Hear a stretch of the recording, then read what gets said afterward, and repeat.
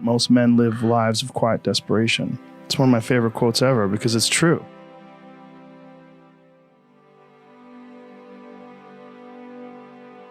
You're just in this world where you just can't wait to just run away.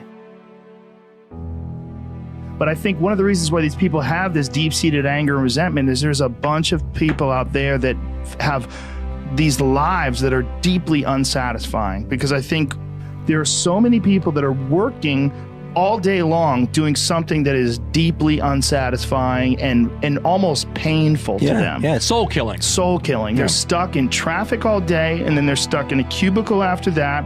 They relish the time to take a in the bathroom and look at their phone. I mean, they literally do that. That's a highlight of someone's day. They get in traffic on the way home. They get home after that, they're watching television. I think if people have a regular day job, if you could just find one thing that you do as a passion project and just keep building on it, just keep watering it, keep adding fertilizer, keep giving it attention, keep giving it focus, and you can escape.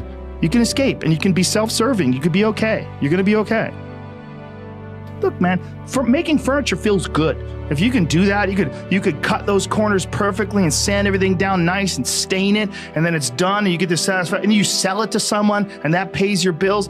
That is infinitely more satisfying than being stuck in some fucking cubicle working for someone that you don't want to work for, having to have these stupid fucking office meetings, talking to people in human resources, sitting down with your supervisor where they evaluate your job performance, and you're not really, you really need to be enthusiastic about this company. This company is your future. This kind of you're like, kill me now.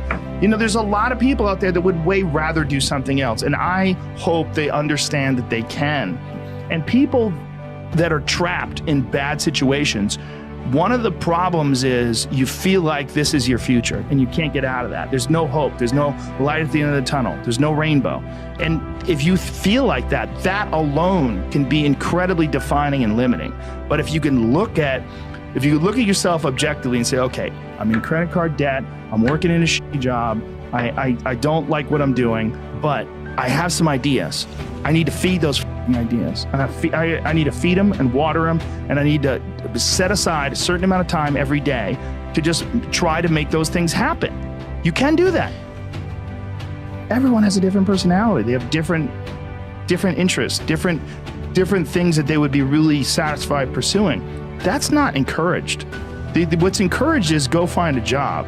What's encouraged is go find some place that you can shove yourself into. Go find a square hole that you can stick your round peg and just fucking jam it in there and shave down the top and the bottom so you slide in with all this extra space on the sides and feel like shit for the rest of your life because you need a job, because you're in debt, because you have credit cards, because you have student loans, because that's what everybody does. And so you do it too. That's what's wrong. You have an apartment you have to pay for. You have a car you leased. You have a wife that you have to feed. You have a child you have to raise. You have your mortgage. You have your this. You have your that. And that's where it all comes from. Well, the opportunity takes place usually when you're young and you don't have any responsibility. That's when you have your options. Well, your options are severely limited the more you gather responsibilities. Like if I had to, as a 51-year-old father of 3, married man, pays taxes, has a house and a mortgage and a business and all that jazz.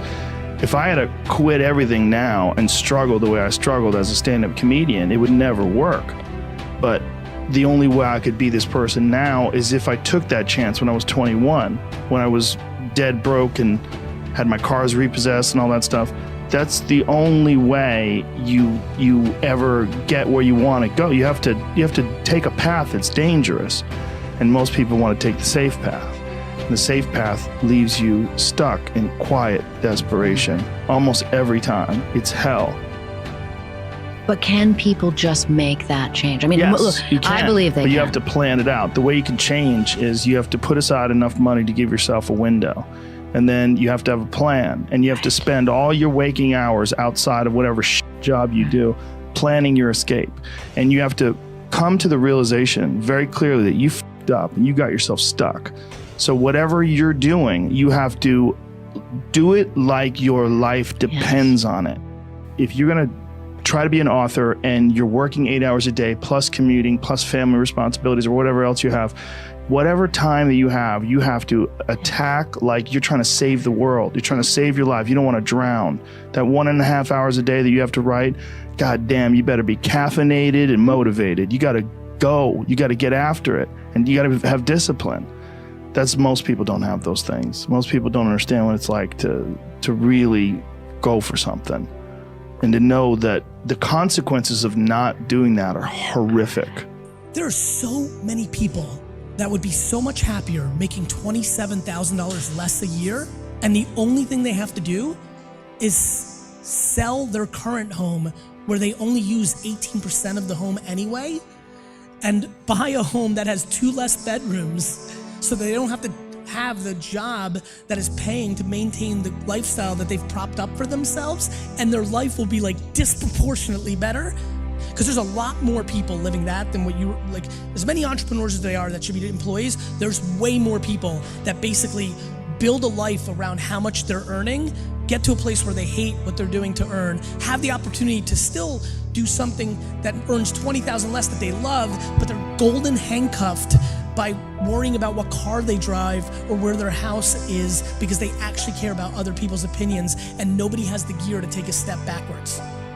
The inability to take a step back, to take 4 steps forward in happiness based on other people's opinions of watching you take a step back blows my fucking face off. When do you quit your job and go in? When you can afford it. Happiness is so unbelievably addictive. And it makes me so sad that so many of you created golden handcuffs for yourself that aren't letting you leave your job because you need to make $130,000 a year now because you wanted 700 more square feet in your apartment, or you wanted a BMW instead of a Toyota. And so you're not happy because you wanted 2 or 3 things that mean absolutely nothing. I promise you, when you've tasted both, when you meet people that have tasted both, I make $180,000 a year and I have stuff, but I'm not happy. And then I went making $94,000 a year, but I'm doing what I love and I'm super happy and I have a little less stuff.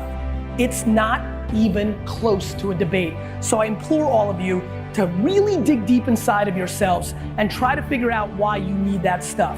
I'm gonna save you time. You're trying to close an insecurity gap. Let me give you another huge hint. Everybody else sucks too, so do you. If you're 21 and you have no expenses and you're living at home, you have to go high risk. As soon as you see any blood in the water, you go. If I'm 21 and I'm at home and I have no expenses and I'm making 47,000 euros, pounds, dollars, doing something I don't love, but I want to be a film person, and the first person pays me $1,500 or $1 forever, and it works, and it went well, and she, the boss of this candy store, says, I'm going to tell all my friends about you, I may jump right away. I don't have any concerns. If I'm 42 years old and I have 3 kids and a mortgage and I'm $100,000 in debt because I went to college in America and it didn't get me a good job, and I'm an accountant and I make $137,000 a year, which basically pays for my overhead, roughly, because I bought a house bigger than I needed, I bought a car bigger than I needed. This is cliche American.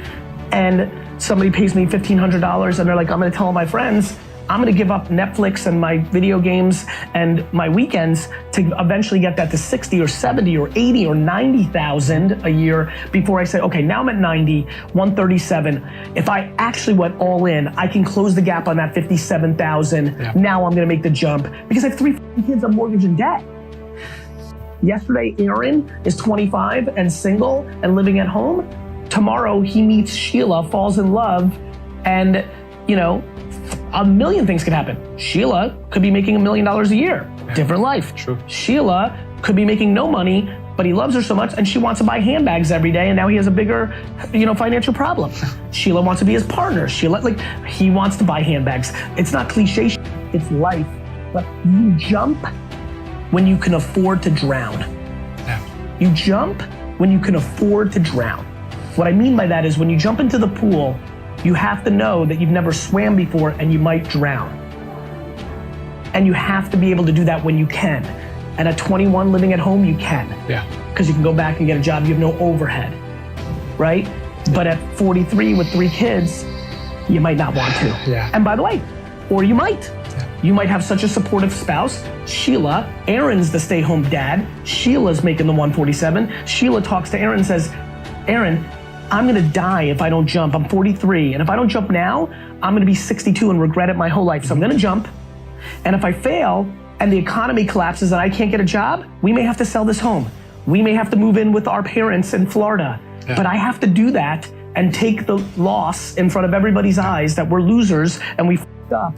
Because I know myself, and I know if I don't jump now, I'm gonna be miserable for 40 years that I was an accountant for my whole life. The reason I want everybody to live the way I do, which is do not care what other people think, once you go there, you're willing to jump, you're willing to drown, you're willing to move in with your 80-year-old parents and look like losers with your kids because you just don't care. The reason people aren't letting themselves get happy is because they value other people's opinions more than they value their happiness. They literally value their parents, their siblings, their best friends, and society's opinion more than their own happiness. Yeah. They value, like, you live your life that you value other people's opinions more than being happy.